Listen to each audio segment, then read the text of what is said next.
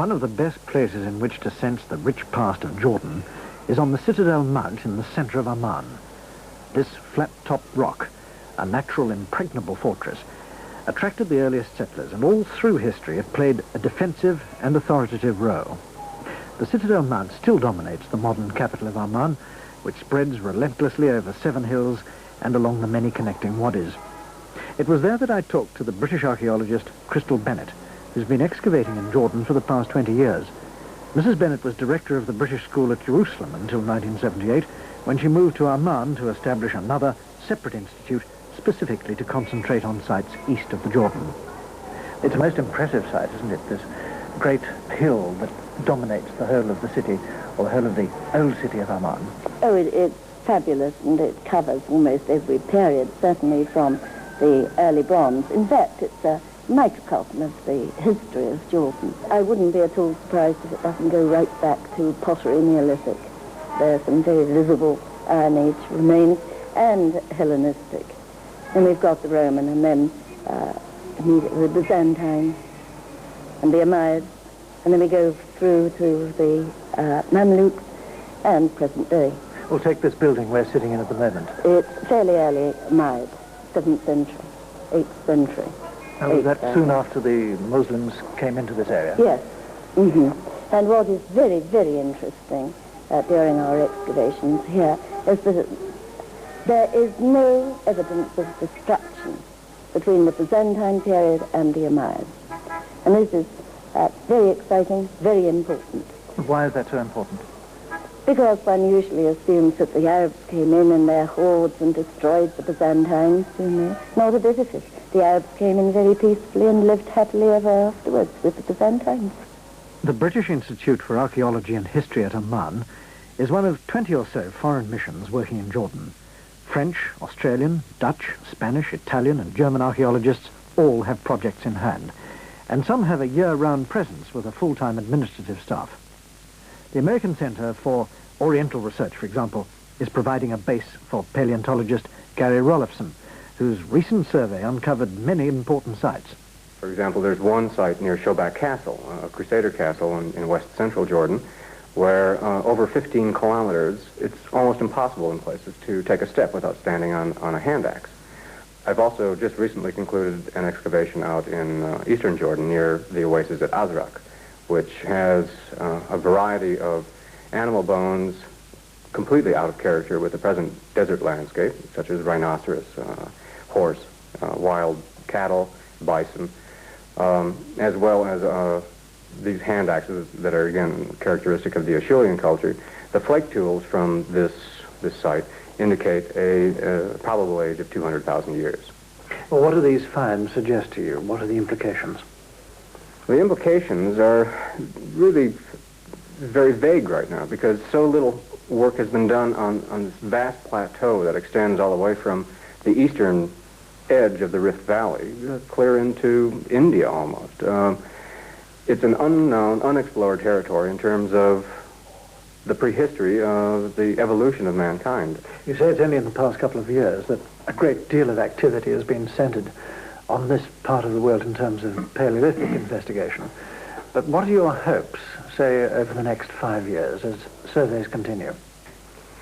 The direction the surveys are taking now are very intensive walking the ground kinds of surveys, as opposed to, for example, the surveys that were conducted in the 30s and the 40s by earlier people. These intensive surveys that are going on now, and undoubtedly will continue with not just the next 5 years, I think the next 10 years at least, will provide us with information concerning the types of landscapes, probable kinds of environments that man occupied during these early periods of development on his way to becoming fully modern Homo sapiens. I suppose one has to remember that the earliest form of man has been discovered in East Africa, and it's from East Africa right through to Jordan that the Rift Valley runs, and one wonders if you as a paleontologist feel that there's any connection between East Africa and the sort of finds that you're beginning to investigate here. Well, I think the Rift Valley itself is not that important. It's a geological formation that does extend from these early finds all the way up through Jordan and, in fact, into Syria. On the other hand, I think the important thing to look at is the isolation of the continent of Africa and the rest of the Old World. The area of the Near East, of which Jordan is a focal center, must have been, if this did take place, must have been one of the major crossroads of these earlier forms migrating out into other parts of the Old World. If there was a migration of early forms of mankind, there was only one way to branch out, and that had to be towards the northeast, either along the coast, the east coast of Africa, or through the interior of Africa to the Mediterranean, and from there, east and north. It was impossible, according to our present geological knowledge, for any of this kind of migration to have gone across, for example, the Straits of Gibraltar. If this view of the development of mankind is correct, and based now on the information that's available, it seems so, there should be significant finds in Jordan because it lies in the middle of the path to the population of these new forms of mankind to the rest of Asia. Surprisingly, deserts are proving much more interesting to scholars than one would think. East of Amman, towards the Iraqi border, I joined a survey which was extracting from an endless expanse of barren wasteland details of the culture and written history of the Bedouin. Safayitic inscriptions going back 2,000 years or more are scattered all over the desert, scratched on the walls of caves, on cliff faces, and even on boulders. And they're being collected by an epigraphic survey mounted by Jordan's Yarmouk University under the direction of Dr. Michael MacDonald. He took me out into a desert strewn with brownish-black basalt boulders, stretching as far as the eye could see. And as we stood and looked across that incredible landscape, it was clear to me that searching for inscriptions among hundreds of millions of rocks must be very difficult. Fortunately, there are places like cairns, rock shelters, lookout points, which are obvious places for inscriptions to be found, because these are the places where the Bedou would have stayed for some time and been able to have the time to write. Often they were doing very boring jobs like looking after the goats or keeping watch, and so amused themselves by carving their name and some details about their life. But otherwise we have to cover the whole country on foot. We will take the country grid square by grid square on the map and cover each grid square and then move on to the next, walking over the area, recording the exact place of finding of the inscriptions on the map. And this is something that, as far as I know, has never been done before in this country. As I understand it, it's not just the inscriptions of the Bedouin from 2,000 years ago that you're interested in. You're trying to record just about every inscription from any historical period. Yes, indeed. Obviously, it would be very foolish to do such a massive survey and only cover one kind of inscription and ignore the others. And in fact, the aim of the project for the Corpus of Inscriptions of Jordan is that we should cover all inscriptions, and then they will be sent to the various experts. Nabatean will be sent to the Nabatean experts. The Greek and Latin inscriptions, there is already a corpus project run by the University of Lyon. So when we find a Greek inscription, we send it to them, and when they find Safayitic inscriptions, they send them to us. So that we're working in very close cooperation with various bodies and scholars. Lots of such consuming interest about these inscriptions.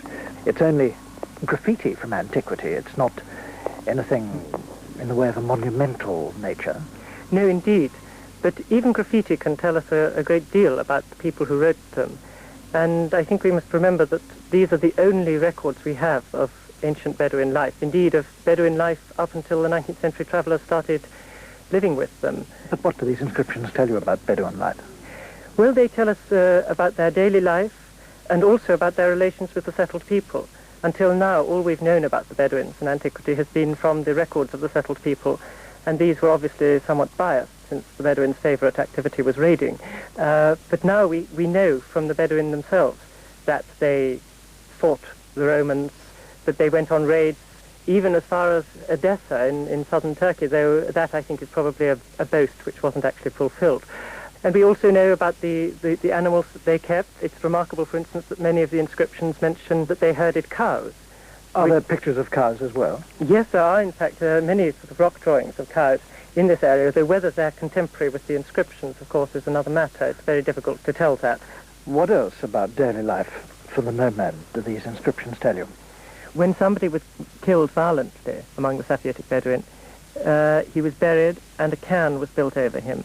And each of the mourners brought a stone and wrote his name upon it and said that he was mourning for the dead man, and often added his relationship to the dead man, if any, or that he was a friend, and so on. One of the customs, which is a custom which is still practiced among the Bedouin today, is that when you build a cairn over a dead man, you're not allowed to take the stones from immediately around the cairn. You have to bring them from some distance. I mean, it may have only been a distance of 50 yards or something, but at least Behind there. the mourners had to work. There's a very sweet inscription which we discovered recently, which is a sort of mutual declaration of love between so-and-so loves so-and-so, and then so-and-so loves so-and-so. Did any of these chaps have a sense of humour, I wonder? Oh, indeed. Although some of their tricks might not strike us as particularly funny. When somebody wrote an inscription, very often somebody would come along later and say, add a little passage, such as, and he broke wind, which of course is a frightful social misdemeanor in this part of the world. Another inscription records that he slept with the wife of so-and-so, and the wife of so-and-so, and the wife of so-and-so, and his name is a secret, and one should think so too. So you get all this gossip. Yes, as indeed. well as everything else. Yes, which brings them alive very much. The desert road led on through the basalt boulders towards the desert castle of Halibut. It's one of many castles out in the desert, and may originally have been an Nabatean site. But the castle today is the remains of a massively built Roman fortress. It was built about 200 AD to protect a caravan trade route through the area.